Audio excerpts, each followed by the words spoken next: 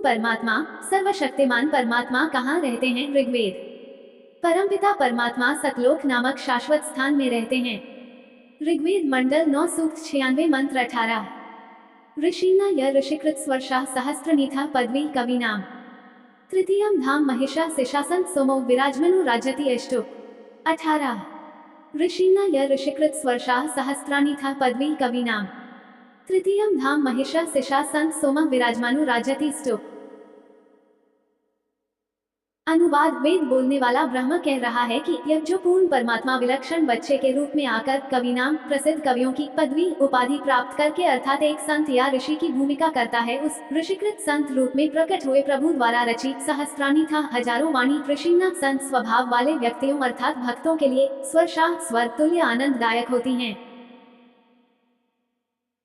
सोम वो अमर पुरुष अर्थात सतपुरुष। तृतीया तीसरे धाम मुक्तिलोक अर्थात सत्यलोक की महिषा सुदृढ़ पृथ्वी को शिशा स्थापित करके अनु पश्चात संत मानव सदृश संत रूप में होता हुआ स्तूप गुंबद अर्थात गुंबज में उच्च टिले रूपी सिंहासन पर विराजमनुराजति उज्ज्वल स्थूल आकार में अर्थात मानव सदृश तेजों में शरीर में विराजमान है।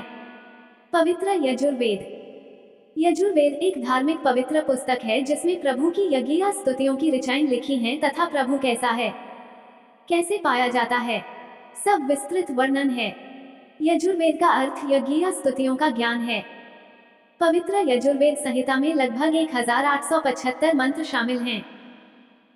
यजुर्वेद में ज्ञान है कि परमेश्वर कबीर साहिब जी कैसे दिखते हैं और क्या वह अपने भक्तों के पापों को क्षमा करते हैं या नहीं। पूर्ण परमात्मा साकार है या निराकार। पवित्र यजुर्वेद। वेदों में लिखा है कि अग्नि तनुरसी। पवित्र यजुर्वेद अध्याय 1 मंत्र 15 परमेश्वर सशरीर है तथा पवित्र यजुर्वेद अध्याय 5 मंत्र 1 में 2 बार लिखा है कि अग्नि तनुरसी विष्णुत्वा सोमस्य तनुरसी। इस मंत्र में 2 बार वेद गवाही दे रहा है कि सर्वव्यापक सर्वपालन करता सतपुरुष सशरीर है। पवित्र यजुर्वेद अध्याय 40 मंत्र 8 में कहा है कि कबीर मनीषी जिस परमेश्वर की सर्व प्राणियों को चाह है वो कबीर अर्थात कबीर परमेश्वर पूर्ण विद्वान है। उसका शरीर बिना नाड़ी अस्नाविरम का है, शुक्रम अकायम वीर्य से बनी 5 तत्व से बनी भौतिक काया रहित है। वह सर्व का मालिक सर्वोपरि सत्यलोक में विराजमान है। उस परमेश्वर का तेजपुंज का स्वर ज्योति स्वयं प्रकाशित शरीर है जो शब्द रूप अर्थात अविनाशी है।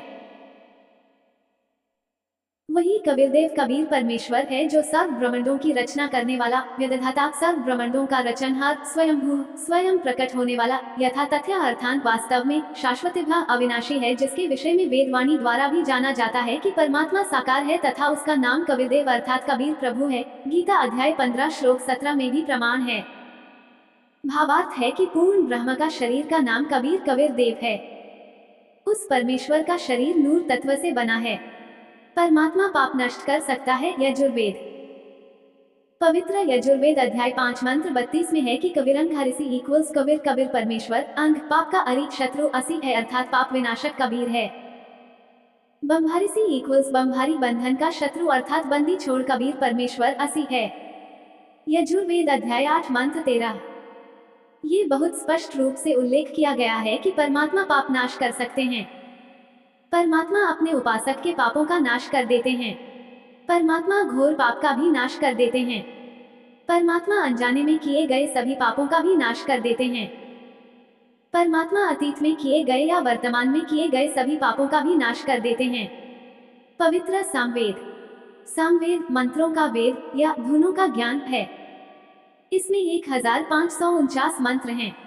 सामवेद संख्या नाम 822 में वर्णन मिलता है कि पूर्ण संत 3 प्रकार के मंत्रों नाम को 3 बार में उपदेश करेगा, जिसका वर्णन 3 बार में नाम जाप देने का प्रमाण सामवेद संख्या न 822 सामवेद उतार्चिक अध्याय 3 खंड न 5 श्लोक न 8 पूर्ण संत रामपाल जी महाराज जी द्वारा भाषा भाष्य।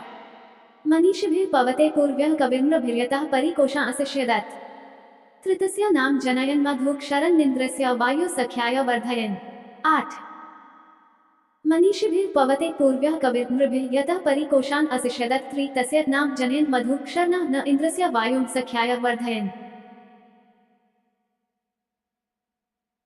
शब्दार्थ पूर्व सनातन अर्थात अविनाशी, कबीर मृभिर कबीर परमेश्वर मानव रूप धारण करके अर्थात गुरु रूप में प्रकट होकर, मनीषिभिर हृदय से चाहने वाले, श्रद्धा से भक्ति करने वाले भक्तात्मा को तीन नाम मंत्र अर्थात नाम उपदेश देकर पवते पवित्र करके जनयन जन्म व क्षर मृत्यु से न रहित करता है तथा तस्य उसके वायु प्राण अर्थात जीवन श्वासों को जो संस्कार विष गिनती के डाले हुए होते हैं को कोशान अपने भंडार से सख्याय मित्रता के आधार से परिपूर्ण रूप से वर्धयन बढ़ाता है। यतः जिस कारण से इंद्रस्य परमेश्वर के मधु वास्तविक आनंद को अशिष्यदत अपने आशीर्वाद प्रसाद से प्राप्त करवाता है। भावार्थ इस मंत्र में स्पष्ट किया है कि पूर्ण परमात्मा कबीर अर्थात कबीर मानव शरीर में गुरु रूप में प्रकट होकर प्रभु प्रेमियों को 3 नाम का जाप देकर सत्य भक्ति कराता है तथा उस मित्र भक्त को पवित्र करके अपने आशीर्वाद से पूर्ण परमात्मा प्राप्ति करके पूर्ण सुख प्राप्त कराता है, साधक की आयु बढ़ाता है। यही प्रमाण गीता अध्याय 17 श्लोक 23 में है कि ओम तत्सत इति निर्देश ब्रह्मण त्रिविद्या स्मृता। भावार्थ है कि पूर्ण परमात्मा को प्राप्त करने का ओम 1 तत्व सत 3 यह मंत्र जाप स्मरण करने का निर्देश है।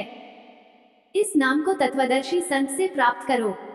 तत्वदर्शी संत के विषय में गीता अध्याय 4 श्लोक नाम 34 में कहा है तथा गीता अध्याय नाम 15 श्लोक नाम 1 व 4 में तत्वदर्शी संत की पहचान बताई तथा कहा है कि तत्वदर्शी संत से तत्वज्ञान जानकर उसके पश्चात उस परमपद परमेश्वर की खोज करनी चाहिए, जहां जाने के पश्चात साधक लौटकर संसार में नहीं आते अर्थात पूर्ण मुक्त हो जाते हैं। उसी पूर्ण परमात्मा से संसार की रचना हुई है। विशेष उपरोक्त विवरण से स्पष्ट हुआ कि पवित्र चारों वेद भी साक्षी हैं कि पूर्ण परमात्मा ही पूजा के योग्य है। उसका वास्तविक नाम कबीरदेव कबीर परमेश्वर है तथा 3 मंत्र के नाम का जाप करने से ही पूर्ण मोक्ष होता है। पवित्र अथर्ववेद। अथर्ववेद की रचना वैदिक संस्कृत में की गई है और ये लगभग 6000 मंत्रों के साथ 730 सूक्तों का संग्रह है, जिन्हें 20 पुस्तकों में विभाजित किया गया है, जिन्हें अनुवाद कहा जाता है। पूर्ण परमात्मा का क्या नाम है? अथर्ववेद। पूर्ण परमात्मा का नाम वेदों में कबीरदेव है, परंतु पृथ्वी पर अपनी अपनी मातृभाषा में कबीर, कबीर, कबीरा, कबीरन आदि नामों से जाना जाता है। अथर्ववेद कांड नाम 4 अनुवाक न 1 मंत्र नाम 7 पूर्ण संत रामपाल जी महाराज जी द्वारा भाषा भाष्य। योथवाना पित्तर देवबंधु बृहस्पता नमसाव च गच्छात त्वं विश्वेशां जनिता यथासः कबीरदेवो न दभायत स्वधावान। 7 यह अथवानम पितरम देवबंधु बृहस्पतिम नमसा अवच गच्छात त्वं विश्वेशां जनिता यथा सः कबीरदेवः न दभायत स्वधावान। अनुवाद। यह जो अथवानम अचल अर्थात अविनाशी, पितरम जगत पिता, देवबंधु भक्तों का वास्तविक साथी अर्थात आत्मा का आधार, बृहस्पतिम सबसे बड़ा स्वामी ज्ञानदाता जगत गुरु, च तथा नमसा विनम्र पुजारी अर्थात विधिवत साधक को अव सुरक्षा के साथ गच्छात जो सतलोक जा चुके हैं उनको सतलोक ले जाने वाला, विश्वेशाम सर्व ब्रह्मांडों को जनिता रचने वाला, न दभायत काल की तरह धोखा न देने वाले, स्वधावान स्वभाव अर्थात गुणों वाला, यथा ज्यों का त्यों अर्थात वैसा ही, सह वह त्वम आप कबीरदेव कबीर परमेश्वर अर्थात कबीरदेव है। भावार्थ। जिस परमेश्वर के विषय में कहा जाता है त्वमेव माता च पिता त्वमेव, त्वमेव बंधु च सखा त्वमेव, त्वमेव विद्या च द्रविणम, त्वमेव सर्वम मम देव देव।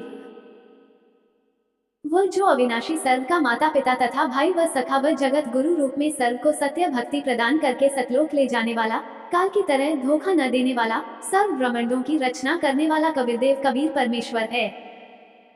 इस मंत्र में ये भी स्पष्ट कर दिया कि उस परमेश्वर का नाम कबीरदेव अर्थात कबीर परमेश्वर है, जिसने सर्व रचना की है।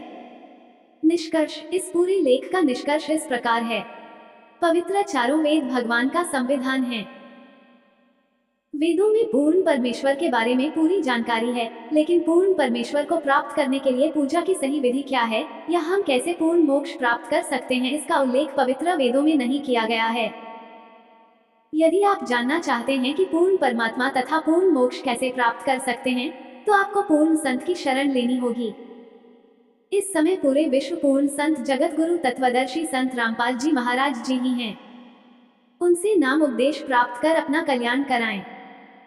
फैक्ट्स अबाउट पवित्र वेदों में पूर्ण परमात्मा की अवधारणा ऋग्वेद, यजुर्वेद, सामवेद, अथर्ववेद। क्यों? एक वेदों में किस एकमात्र भगवान की महिमा बताई गई है। भगवान एक ही है, कबीरदेव अर्थात कबीर साहिब जी। इसके अलावा वेदों में पूर्ण परमात्मा की महिमा के साथ साथ मोक्ष प्राप्ति के सच्चे पूजा मंत्र भी मौजूद हैं। क्यों 2-4 वेद किसने लिखे? महर्षि वेद व्यास जी ने 5000 साल पहले वेदों को संकलित किया, उन्हें 4 संहिताओं में व्यवस्थित किया: पवित्र ऋग्वेद, पवित्र यजुर्वेद, पवित्र सामवेद और पवित्र अथर्ववेद। ये चारों वेद वैदिक संस्कृत में लिखे गए थे और आगे उनका हिंदी और अन्य भाषाओं में अनुवाद किया गया है। क्यों 3 वेदों में किस देवता का वर्णन है? अथर्ववेद के अनुसार पूर्ण परमात्मा का नाम कबीरदेव या आम बोलचाल की भाषा में कबीर साहिब, हक्का कबीर, सत कबीर, अल्लाह अकबर, कबीरन, खबीरा है। क्यों 4 प्रमुख वेद कौन से हैं? 4 वेद हैं: पवित्र ऋग्वेद, पवित्र यजुर्वेद, पवित्र सामवेद और पवित्र अथर्ववेद। क्यों 5 वेदों में प्रथम और संपूर्ण भगवान कौन है? वेद स्पष्ट रूप से भगवान कबीर को प्रथम और एकमात्र भगवान बताते हैं, इसलिए हमें भी मोक्ष पाने के लिए केवल कबीर जी की ही पूजा करनी चाहिए। क्यों 4 वेद क्या हैं और उनके अर्थ क्या हैं? चारों पवित्र वेद ईश्वर का संविधान है। इसके अलावा वेदों में पूर्ण परमात्मा के बारे में विस्तार से जानकारी दी गई है, लेकिन वे यह नहीं बताते कि हमें पूर्ण परमात्मा की पूजा कैसे करनी चाहिए या हम पूर्ण मोक्ष तक कैसे पहुंच सकते हैं। ये जानकारी तत्वदर्शी संत वेद कतेब झूठे नहीं भाई, और झूठे हैं जो समझे ना ही। तो वेदों में लिखा है कि वो परमात्मा स्वयं गति करके आता है। अब जैसे यो आर्य समाज का जो ग्रुप है, इसमें शिक्षित वर्ग बहुत है, और लेकिन वो अक्षर ज्ञान है, उनको अध्यात्म ज्ञान नहीं। उधर से महर्षि दानंद को भी कह का पता नहीं था अध्यात्म ज्ञान का, इसलिए उसने कोशिश की वेदों का अनुवाद करने की, और उसका अपना सिद्धांत था कि भगवान निराकार है। वो कहीं एक देश में नहीं रहता, एक देश माने स्थान पर कहीं नहीं रहता, वो केवल सर्वव्यापक है, जैसे वायु है ऐसे भगवान है। भले आदमियों, निराकार परमात्मा इतनी बड़ी बड़ी स्ट्रक्चर कैसे बनाओगा वो? जैसे कोई नौके साकार कैसे बनाओगा, सुन लो साकार कैसे बनाओगा। साकार मनुष्य इंजीनियर है और जहाज बना दिया, हवाई जहाज, वायुयान बना दिया, समुद्री जहाज बना दिया, उसमें बैठ कर आराम से घूम रहा है और वो यान चल रहा है। निराकार कोई कारीगर बना के दिखाई दो, मरे बादशाह के बनाओगा, वो खख बनाओगा। तो ऐसे परमात्मा मनुष्य सदृश है, उनकी वो अमित ओजा है, उसकी शक्ति का कोई वार पार नहीं है। उनके वचन से सबको जो हो जाता। जैसे आप हम देखा करते हैं जादूगर होते हैं, अपने मुख में एक छोटी सी गोली कंचा, इतना वो कंचा होता है, उस गोली को मुख में डालते हैं और थोड़ी देर में ओ करके इतना बड़ा मुस्कुर तो काट मुँह में, तो पत्थर बना देते हैं और नो पटक दे, पट्टा उठा के देख लो कति पत्थर है। तो उस जब एक जादूगर इतना कुछ कर सकता है, और वो तो परम जादूगर, वो तो सर्वशक्तिमान, एक वचन में सब कुछ कर दे। तो ऐसे ही उस परमात्मा की महिमा से हमने परिचित होना। उस परमात्मा ने, कहते हैं, एक शब्द में सब किया, सकल जमी आसमान, एक वचन में सब कुछ बना दिया। तो समर्थ है, उसको वो कुछ भी कर सकता है। तो वो जानकारी स्वयं ही आकर दी। और ये निराकार बताओ भगवान को, और वेद के साकार है, निराकार है, मनुष्य सदृश है वो। अपनात्माओं, इसलिए परमात्मा कहा करते, मोती मुक्ता दर्शत नाही, ये जग है सब अंदरे, दिखत के तो नैन चश्म, इनका फिरा मोतिया बंदरे। ये दिख है विद्वान पुरुष और महर्षि को हमें, इनका मोतिया बंद है। जिसका मोतिया बंद हो आँखों में, आँखें तो दिखाई देती हैं जैसे बड़ा स्वस्थ आँखें हैं, सब कुछ दिखता होगा, लेकिन वो नपट अंधा है जिसका मोतिया बंद हो गया दोनों आँखों में। तो परमात्मा कहते हैं कि तुमने ये महर्षि दिखाई दे हैं, गुरु ब्राह्मण दिखाई देते हैं, ये मंडलेश्वर, इनका मोतिया बंद हो रहा है, इन्हें अपने सदग्रंथों में लिखी हुई सच्चाई का नहीं पता। और फिर निराकार कहते। अब दिखाते हैं आपको परमात्मा की सारी स्थिति, देखिएगा। ऋग्वेद मंडल नंबर 9, ऋग्वेद मंडल नंबर 9 अब दिखाते हैं। और सूक्त नंबर 86। भगवान साकार है या निराकार है, वो कैसी लीला करता है। ये है ऋग्वेद मंडल नंबर 9-10 इकट्ठा अनुवाद है। ये है सार्वदेशिक आर्य प्रतिनिधि सभा, महर्षि दयानंद भवन, रामलीला मैदान, नई दिल्ली से ये प्रकाशित है। और ये मुद्रक है Prince offset printer 1510 Pataudi house Daryaganj नई दिल्ली से ये छपा है, छापा खाना इसका ये। अब देखना ये है ऋग्वेद मंडल नंबर 9 और सूक्त 86 का मंत्र नंबर 26। इसमें लिखा है कि यज्ञ करने वाले यजमानों के लिए परमात्मा, यज्ञ करने वाले माने धार्मिक अनुष्ठान यानी साधना करने वाले यजमान माने भक्तों के लिए परमात्मा सब रास्तों को सुगम करता हुआ उनके विघ्नों को मर्दन करता है और उनको पवित्र करता हुआ और अपने रूप को सरल करता हुआ वह कांति में परमात्मा। यह लिखना था कबीर देव। कवि कोई भी सर्वज्ञ नहीं हो सकता जिसको सारा ज्ञान हो। कवि कविता बना सकता है, ये कबीर देव लिखना था यहाँ पर। वो कबीर देव विद्युत के समान यानी आकाशीय बिजली की तरह सेकंड में नीचे आ जावे, क्रीड़ा करता हुआ, ऐसे लीला करता हुआ वर्णीय पुरुष को यानी अच्छी आत्मा को प्राप्त होता है।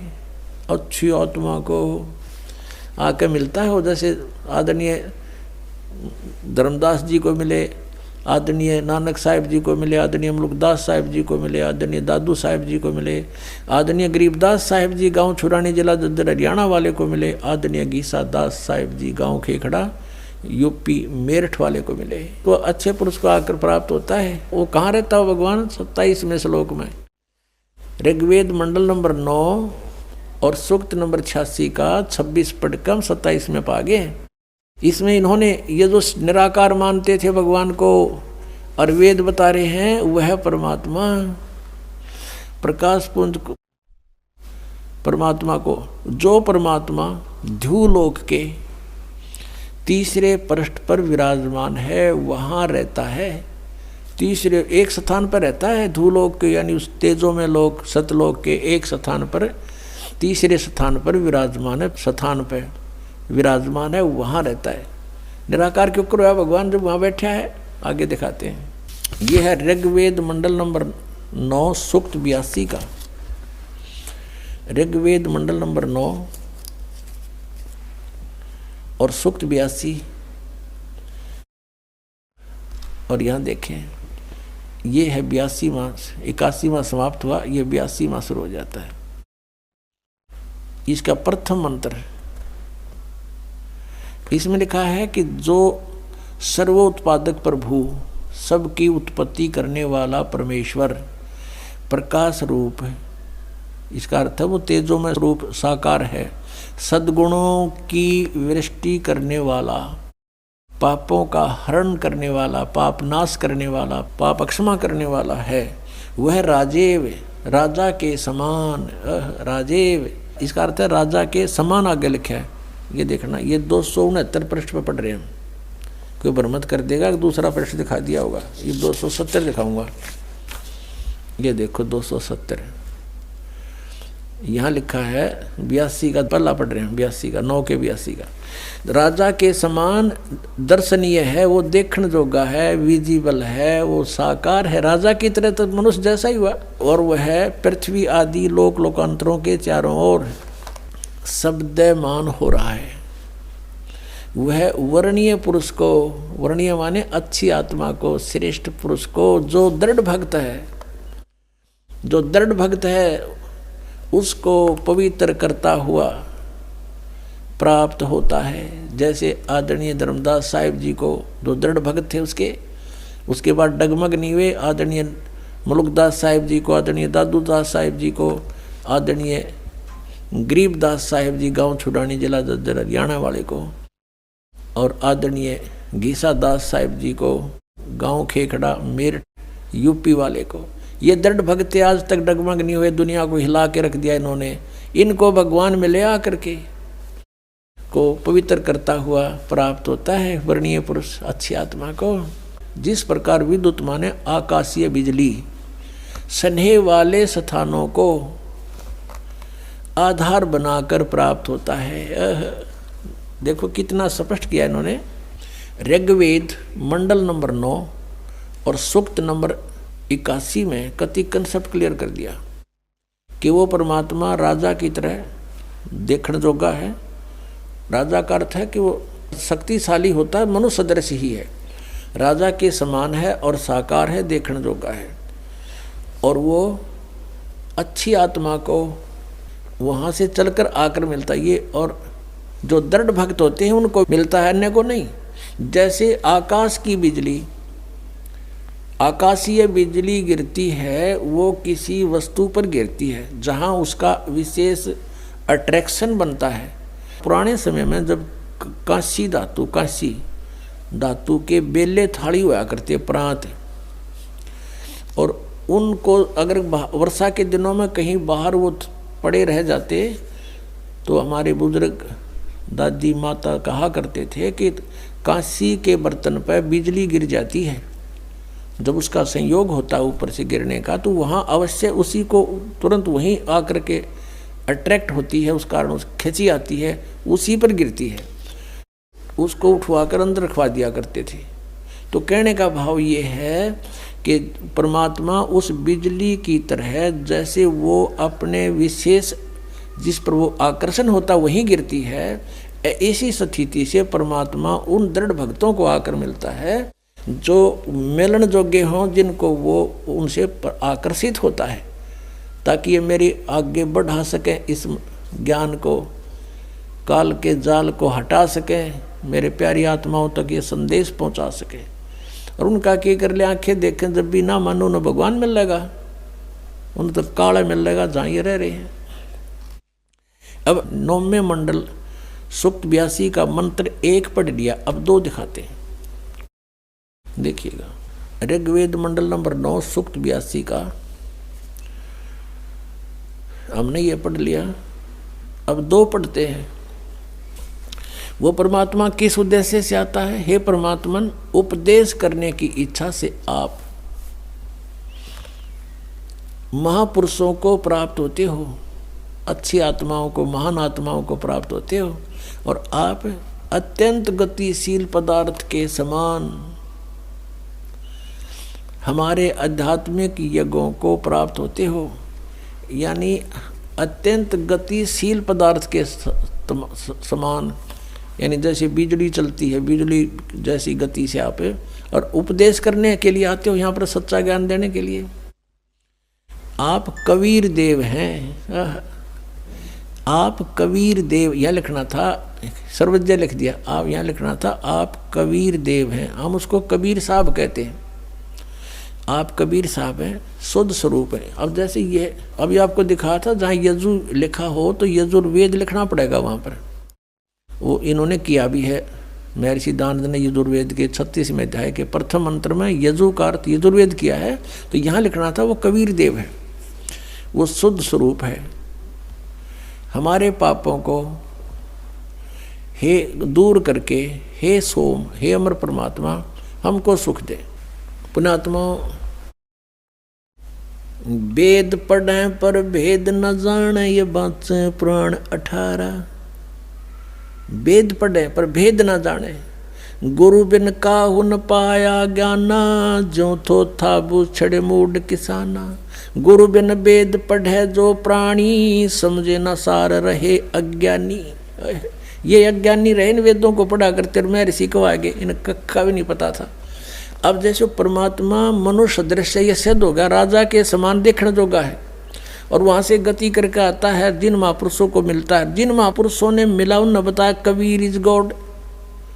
वो कबीर देव काशी में, हम सुल्तानी नानक तारे दादू को उपदेश दिया, जात जुलाहा भेद न पाया, वो काशी माए कबीर होया।